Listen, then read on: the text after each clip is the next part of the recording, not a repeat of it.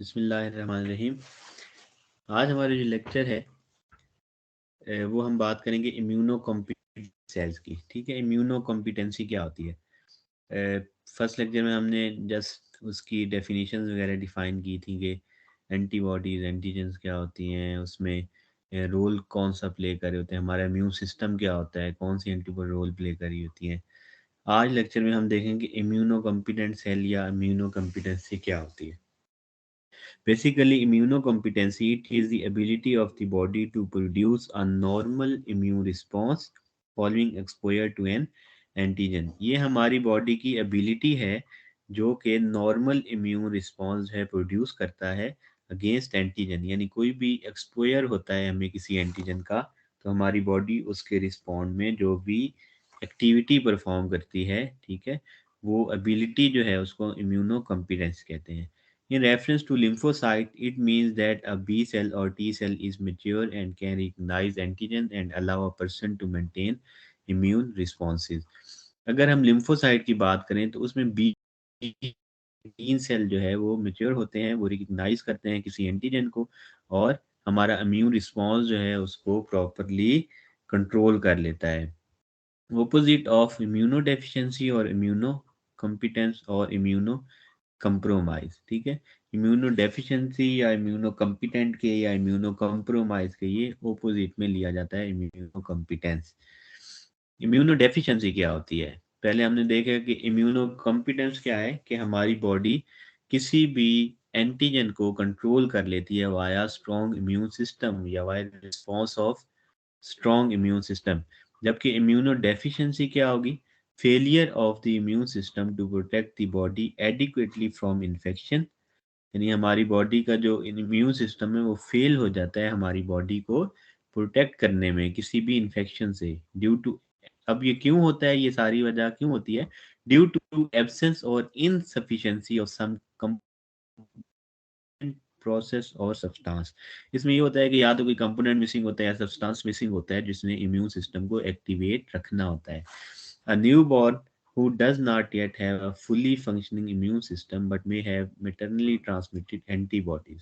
अब वो कहता है कि न्यूबॉर्न जो है, न्यूबॉर्न बेबी इसकी एग्जांपल है, यानी उसमें एंटीबॉडीज तो प्रेजेंट होती हैं जो उसकी मदर से उसको मिलती हैं, मेटरनली मिलती हैं, लेकिन उसका इम्यून सिस्टम इतना स्ट्रांग नहीं होता कि वो किसी भी इन्फेक्शन के अगेंस्ट फाइट कर सके।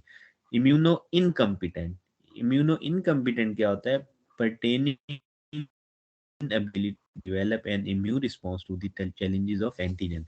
यानी इसमें भी आपका इम्यून रिस्पॉन्स प्रॉपरली इनिशिएट नहीं हो सकता भी एंटीजन के अगेंस्ट।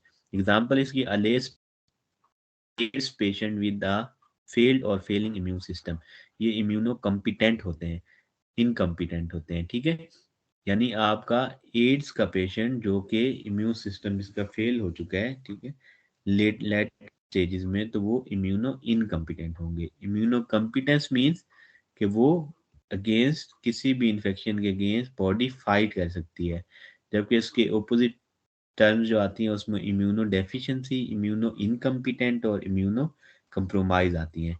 इम्यूनो डेफिशिएंसी हमने कहा कि हमारी बॉडी जो है, फेलियर है हमारी बॉडी के इम्यून सिस्टम का किसी भी एंटीजन के अगेंस्ट फाइट करने का। एग्जाम्पल उसकी न्यू बॉर्न बेबी है। और इम्यूनो इनकम्पिटेंट में क्या है कि आपका इम्यून सिस्टम डिवेलप नहीं कर सकता ऐसी एंटीबॉडीज जो कि किसी एंटीजन के अगेंस्ट फाइट कर सकें। एग्जाम्पल इसकी लेट स्टेज एड्स पेशेंट हैं जिनका इम्यून सिस्टम फेल हो चुका होता है या फेल होने की तरफ जा रहा होता है।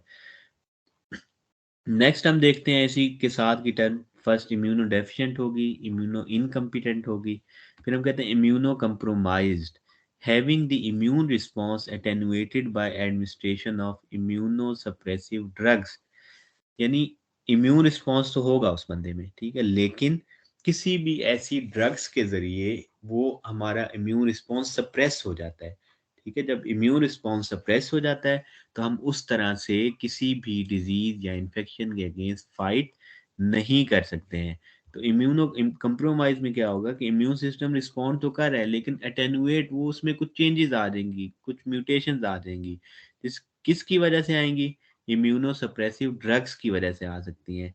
ठीक है, या इस एग्जांपल इसकी इस तरह भी ले सकते हैं, a transplant recipient taking medicine so their body will not reject the donated organism. यानी कोई भी ट्रांसप्लांट किसी को होता है तो उसकी मेडिकेशन के अगेंस्ट जो है वो हमारा इम्यून सिस्टम कंप्रेस हो सकता है। ठीक है, इम्यूनो कम्प्रोमाइज वहाँ पे सिचुएशन डेवलप हो सकती है। फिर हम नेक्स्ट देख लेते हैं कि बोन मैरो से हमारे कौन कौन से सेल्स प्रोड्यूस हो रहे होते हैं। बेसिकली ये इसलिए ज़रूरी है कि हमें जितने भी इम्यून सेल्स हैं हमारे जो बनते हैं वो हमें इस तरह से आइडिया हो जाएगा। बोन मैरे हिमेटोपोइटिक स्टेम सेल, ठीक है, सबसे पहले जो पेरेंट सेल होगा उससे क्या होगा, common lymphoid progenitor, myeloid progenitor, erythroid progenitor, ये थ्री मेन क्लास निकलेंगी। ठीक है, और साथ ही इसके मेगा कैरियोसाइट्स वगैरह। तो कॉमन लिम्फाइड प्रोजिनेटर जो हैं उनसे B cell and T cell बनेंगे। ठीक है, और इसके साथ ही नेचुरल किलर सेल्स बनेंगे। ये याद रखना है आपने कि कॉमन लिम्फाइड प्रोजिनेटर सेल जो होंगे हिमेटोपोइटिक स्टेम सेल जब बनाएगा तो इन लिम्फाइड प्रोजिनेटर सेल से आपके बी सेल्स की प्रोडक्शन होगी, टी सेल्स की प्रोडक्शन होगी एंड नेचुरल किलर सेल्स की प्रोडक्शन होगी। बी सेल्स फिर आगे फर्दर कन्वर्ट होते हैं प्लाज्मा सेल्स में, और टी सेल्स आगे फर्दर कन्वर्ट होते हैं इफेक्टर टी सेल्स में या हेल्पर टी सेल्स उसे हम कहेंगे। वो आगे जाके हम मजीद डिटेल इसकी पढ़ेंगे। बी सेल्स प्लाज्मा सेल में कन्वर्ट हो गए और T cell effector T cell में। माइलाइड प्रोजिनेटर, ठीक है, माइलाइड प्रोजिनेटर के सेल जो हैं इसमें फिर माइलाइड लाइनेज के सेल आपके कौन कौन से सेल्स बन रहे होते हैं, पोलीमॉर्फ न्यूक्लियर ल्यूकोसाइट। पोलीमॉर्फ न्यूक्लियर ल्यूकोसाइट इसलिए कहते हैं इनको क्योंकि इसमें मल्टीपल न्यूक्लियस प्रेजेंट होते हैं, मोर देन वन न्यूक्लियस इसमें प्रेजेंट होगा इसकी मॉर्फोलॉजी में। तो इसमें न्यूट्रोफिल आएंगे, यूजिनोफिल आएंगे एंड बेजोफिल आएंगे। माइलाइड लाइनेज में आपके पास न्यूट्रोफिल आएंगे, यूजिनोफिल और बेजोफिल आएंगे। इसके साथ ही कर्सर सेल्स होंगे उससे आगे जब टिश्यू में हो जाएंगे तो मास में कन्वर्ट हो जाएंगे। ठीक है, मोनोसाइट्स होंगे जो टिश्यू में जाएंगे तो मैक्रोफेजेस में कन्वर्ट हो जाएंगे। ब्लड में रहेंगे तो उनको मोनोसाइट्स कहेंगे, टिश्यू में आएंगे तो मैक्रोफेजेस कह देंगे। इस तरह इनको डेंड्रिटिक सेल्स भी कहेंगे जब ये टिश्यूज में प्रेजेंट होंगे अननोन प्रिकर्सर्स के सेल। तो इस तरह से इनकी डिवीजन की जाती है, यानी न्यूट्रोफिल, यूजिनोफिल, बेजोफिल एंड मोनोसाइट जो है आपके ब्लड में प्रेजेंट होते हैं माइलाइड लाइनेज से, और जब ये टिश्यूज में जाते हैं तो इनको मोनोसाइट्स को मैक्रोफेजेस भी कहा जाता है। इरिथ्राइड प्रोजिनेटर की हम बात करते हैं, इसमें मेगा कैरियोसाइट, ठीक है, फिर इसके अलावा इरिथ्रोब्लास्ट। मेगा कैरियोसाइट जो है ये फिर आगे प्लेटलेट बना लेते हैं, इरिथ्रोब्लास्ट जो है इसमें इरिथ्रोसाइट बना लेते हैं।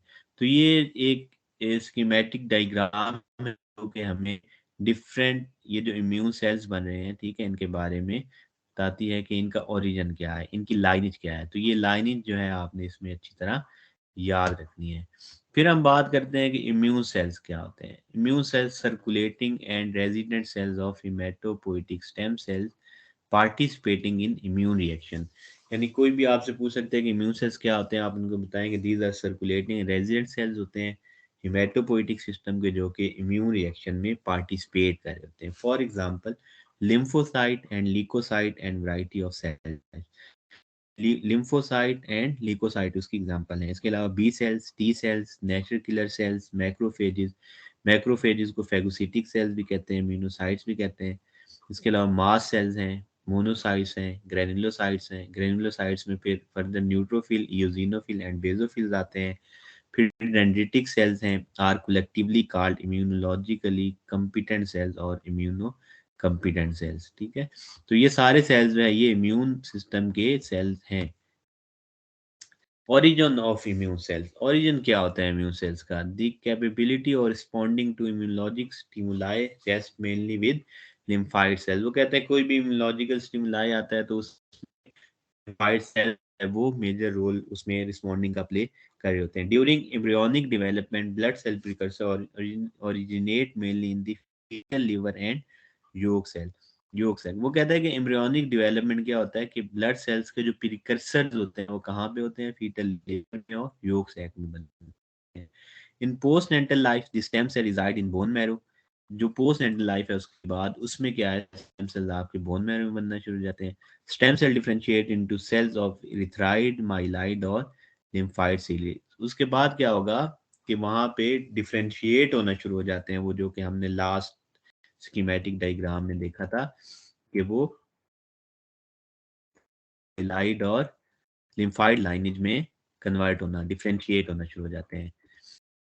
उसके बाद क्या, माइलाइड इवॉल्व इनटू मैक्रोफेजेस। जो माइलाइड लाइनेज उसमें आगे मैक्रोफेजेस बनते हैं, ग्रेनुलोसाइट बनते हैं, बेसोफिल बनते हैं, मास sales, neutrophil and dendritic cells बनते हैं। ये जो हमने माइलाइड लाइनेज की बात की थी कि myeloid lineage neutrophil, eosinophil, basophil, dendritic cells, mast cells, macrophages, ये सारे माइलाइड लाइनेज से बन रहे होते हैं। नेक्स्ट क्या है कि lymphocytes evolve into two main lymphocyte populations, T cells, B cells and natural killer cells। तो लिम्फाइड लाइनेज जो है इसमें आपके पास ये देखें, हमने कहा था कि वो mainly B cells and T cells बने होते हैं, उसके साथ नेचुरल किलर सेल्स की प्रोडक्शन भी हो रही होती है। तो ये सारा आपने ओरिजिन याद रखना है इम्यून सेल्स का, कि एम्ब्रियोनिक डेवलपमेंट में ब्लड सेल प्रिकर्सर जो है फीटल लीवर में, योक सैक में प्रेजेंट होते हैं। पोस्ट नेंटल लाइफ में ये बोन मैरो में रिजाइड करते हैं। स्टेम सेल पे डिफरेंशिएट हो जाते हैं किसमें, इरिथ्राइड, माइलाइड और लिम्फाइड सीरीज में।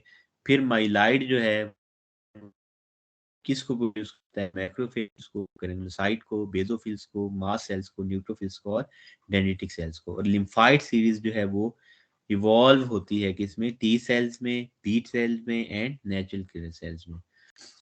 यहाँ से हम देखते हैं कि बोन मैरो है, ये थाइमस है, ठीक है।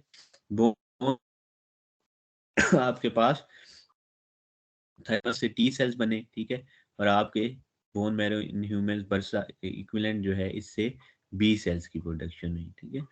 फिर थाइमस के में जो टी सेल्स थे उन्होंने हेल्पर टी सेल्स भी बनाए और साइटोटॉक्सिक टी सेल्स भी बनाए। दो तरह के टी सेल्स थाइमस से प्रोड्यूस हुए, साइटोटॉक्सिक टी सेल जिनको CD8 पॉजिटिव सेल्स कहा, और हेल्पर टी सेल्स जिनको CD4 पॉजिटिव सेल्स कहा। अब ये जो CD8 टी सेल्स हैं, CD8 पॉजिटिव सेल्स हैं, साइटोटॉक्सिक भी कहते हैं इनको। साइटोटॉक्सिक क्यों कहा, क्योंकि ये सेल्स की लाइसिस कर देते हैं, किल कर देते हैं जाके। तो इसलिए इनका काम क्या होगा, लाइसिस ऑफ टारगेट सेल्स। जो भी कोई एंटीजन, जो भी कोई फॉरेन एंटीजन, कोई भी ऐसा ऑर्गेनिज्म आएगा, माइक्रो ऑर्गेनिज्म आएगा बॉडी में, तो साइटोटॉक्सिक टी सेल्स उसके साथ अटैच होकर उसकी किलिंग करते हैं। जबकि helper T cell, CD4 positive T cell भी कहते हैं इनको, हेल्पर टी सेल जो है ये इंटरल्यूकिन 2 सिक्रीट करते हैं, ठीक है। इंटरल्यूकिन 2 साइटोटॉक्सिक टी सेल्स को एक्टिवेट करेगा, जो है लाइसिस करवाएगा की सेल्स के जरिए। मैं फिर रिपीट कर रहा हूँ कि CD4 हेल्पर टी सेल्स क्या करेंगे, IL-2 सिक्रीट करेंगे, जो कि CD8 positive cell cytotoxic T cell को एक्टिवेट करेंगे, जो कि टारगेट सेल को लाइस करेगा। इसके साथ delayed hyper sensitivity. Delayed hyper sensitivity means कि जो लेट रिएक्शंस होते हैं हाइपर सेंसिटिविटी के, उसमें भी helper T cell role play कर रहे होंगे। इसके अलावा helper T cell IL-4 and IL-5 interleukin 4 and interleukin 5 secrete करेगा, जो कि को एक्टिवेट करवाएंगे, ठीक है। इसलिए पॉजिटिव सेल्स को भी एक्टिवेट किया, साइटोटॉक्सिक टी सेल्स को via IL-2 and B cells को भी एक्टिवेट करें helper T cell via IL-4 and IL-5। फिर बी सेल्स जो है ये प्लाज्मा सेल प्रोड्यूस करेंगे, और प्लाज्मा सेल्स आपकी एंटीबॉडीज प्रोड्यूस करेंगी, जो कि एंटीबॉडीज आगे जाके इम्यून सिस्टम में रोल प्ले करती हैं। तो यहाँ से हम फिर देख लेते हैं कि बोन मैरो से आपके बी सेल प्रोड्यूस हुए, थाइमस से टी सेल्स की 2 types, helper T cell and cytotoxic T cell. Helper T cell IL-2 secrete करेंगे, जो कि ये नाम से जाहिर है हेल्पर टी सेल, ठीक है, हेल्पर सेल। तो helper cell cytotoxic T cell को एक्टिवेट करेंगे, जो कि लाइसिस करेगा अपने टारगेट पे जाके। जबकि helper T cell IL-4 and IL-5 भी रिलीज करेंगे, जो कि बी सेल को एक्टिवेट करेगा, प्लाज्मा सेल प्रोड्यूस होकर होंगे, और प्लाज्मा सेल एंटीबॉडी प्रोड्यूस करके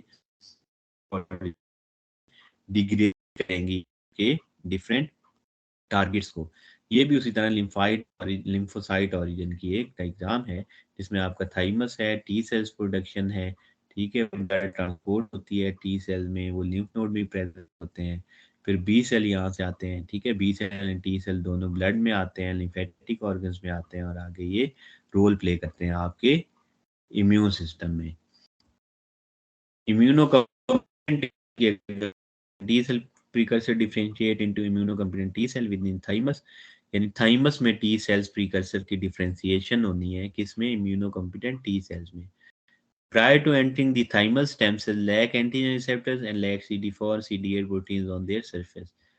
थाइमस में एंटर होने से पहले क्या करते हैं, स्टेम सेल्स जिनके ऊपर एंटीजन रिसेप्टर जो है कम होते हैं, and CD4 cell and CD8 protein on their surface कम होती है. During passage through the thymus, they differentiate into T cells that can express both antigen receptor and the various CD protein. फिर thymus से जब ये pass out हो रहे होते हैं तो डिफ्रेंशिएट हो जाते हैं किसमें, टी सेल्स में, जो कि एंटीजन रिसेप्टर्स को एंड डिफरेंट सीडी प्रोटीन्स को. फिर first differentiate to express both CD4 and CD, पहले ये किस में फिर डिफरेंशिएट हो जाते हैं, CD4 and CD8 double positive cells में. Double positive cell will differentiate CD4 positive cell if contact cell 2 MHC protein. अब ये डबल पॉजिटिव टी सेल्स जो हैं ये किस में डिफरेंशिएट हो जाते हैं, CD4 पॉजिटिव में. अगर इनको वहां पे किसी भी MHC क्लास 2 प्रोटीन्स का एक्सप्रेशन मिलेगा तो ये CD4 में कन्वर्ट हो जाएंगे. अगर इनको वहां पे MHC क्लास 1 प्रोटीन्स का कोई भी सेल्स मिलेंगे तो ये CD8 पॉजिटिव टी सेल में कन्वर्ट हो जाएंगे. टी सेल्स एंड से differentiate highly specific antigen receptor called the T cell receptor. और ये सेंसेस और डिफरेंशिएशन जो है ये किस पे डिपेंडेंट होती है, हाईली स्पेसिफिक एंटीजन रिसेप्टर्स होते हैं जिनको टी सेल्स रिसेप्टर कहते हैं. ठीक है, तो ये था आज का लेक्चर जिसमें इम्यूनो कॉम्पिटेंट टी सेल्स का बताया गया. ये फिर रिपीट करता हूँ कि जब मैचुरेशन होती है टी सेल्स की कि उन्होंने CD4 बनना है, ये जैसे हम लास्ट स्लाइड में थाइमस से टी सेल्स जब बन रहे होते हैं, मेच्योर हो रहे होते हैं, उन्हें कैसे पता चलता है हमने CD4 टी सेल बनना है, CD8 टी सेल बनना है. सेल्स का किसी भी MHC2 सेल एक्सप्रेशन वाले मॉलिक्यूल्स, यानी कोई भी सेल जिनके ऊपर MHC2 प्रेजेंट हो, ठीक है, तो वो CD4 के एक्सप्रेस हो जाता है. हेल्पर टी सेल CD4 में कन्वर्ट होता है और उसको कैप्चर कर लेता है. अगर वहां पे MHC क्लास 1 वाला कोई सेल हो, ठीक है, MHC क्लास 1 वाले किसी ने एंटीजन को कैप्चर किया हुआ है और MHC क्लास 1 वो एक्सप्रेस कर रहा है अपने ऊपर, तो ये टी सेल CD8 में कन्वर्ट होंगे और उसके साथ अटैच हो जाएंगे और उसकी लाइसिस कर देंगे. बेसिकली इस सारे मकसद CD4 और CD8 में कन्वर्ट होने का को करना है. ये यही कह रहा है कि if it will differentiate in CD4 positive cell if cell bearing class MHC2 proteins, it will differentiate CD8 positive if connect with the MHC1. इसको रूल ऑफ 8 भी कहते हैं, यानी फॉर 2 आता है, ठीक है, फॉर 2 8 एंड 8 जो है मिलता है और 1 और 8 ही बनेगा. ठीक है, फॉर 2 ये रूल ऑफ 8 कहते हैं, दोनों सूरतों में 8 ही बन रहा होता है. तो CD4 हमेशा MHC CD8 सेल जो है MHC1 के साथ, और ये हाईली स्पेसिफिक होते हैं टी सेल रिसेप्टर्स जो कि इस बाइंडिंग में रोल प्ले कर रहे होते हैं. होप सो आज का लेक्चर आपको कुछ हद तक समझ आया होगा. अगर आपको फिर भी कोई कंफ्यूजन है आप क्वेश्चन लिख सकते हैं कमेंट्स में, तो हम उसको इंशाल्लाह आंसर करेंगे. Thank you so much.